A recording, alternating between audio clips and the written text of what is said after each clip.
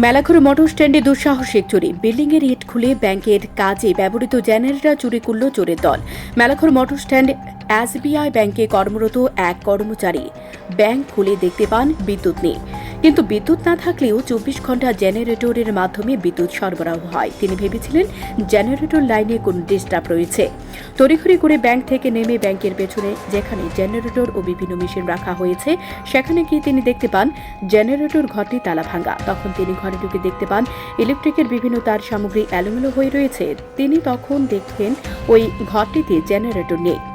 Generator রাখার জন্য যে বিল্ডিংয়ের যে ঘর তৈরি করা হয়েছিল, বিল্ডিংয়ের এক অংশ প্রচুর ইট খুলে চোরের দল ওই ঘরটি প্রবেশ করে এই চুরি কাণ্ডটি সংঘটিত করে। সকালবেলা মেলাঘর থানার পুলিশ এসে এই ঘটনা তদন্ত করে। এই জেনারেটর বাজার মূল্য প্রায় 4.5 লক্ষ টাকা। তবে মেলাঘরের যে হারে চুরি সংখ্যা বৃদ্ধি পাচ্ছে দিন দিন, মেলাঘরের সমস্ত দোকানদারেরা আতঙ্ক বিরাজ করছে। কি নাম? আমার নাম সঞ্জয় স্যার। আমার নাম সঞ্জয় দাস। ব্যাংকের আপনি কোন পদে আছেন? আমি এইচআরডি কোম্পানি স্টাফে আছি। আচ্ছা আচ্ছা, কি হচ্ছে এখানে? সকালবেলা কারেন্ট গেছে, এসে তালা খুলছি, খুলে এসে দেখি এটা তালা ঠিক আছে, তালা সাবি এটা খুলে একটা দিয়ে স্টার্ট করতে গিয়েছে, যদি স্টার্ট হলো। আচ্ছা, এরপর আমি ভালো করে আবার দেখলাম, খুলে একটা দেখি তখন দুনিয়া একটা রেখে দিচ্ছে।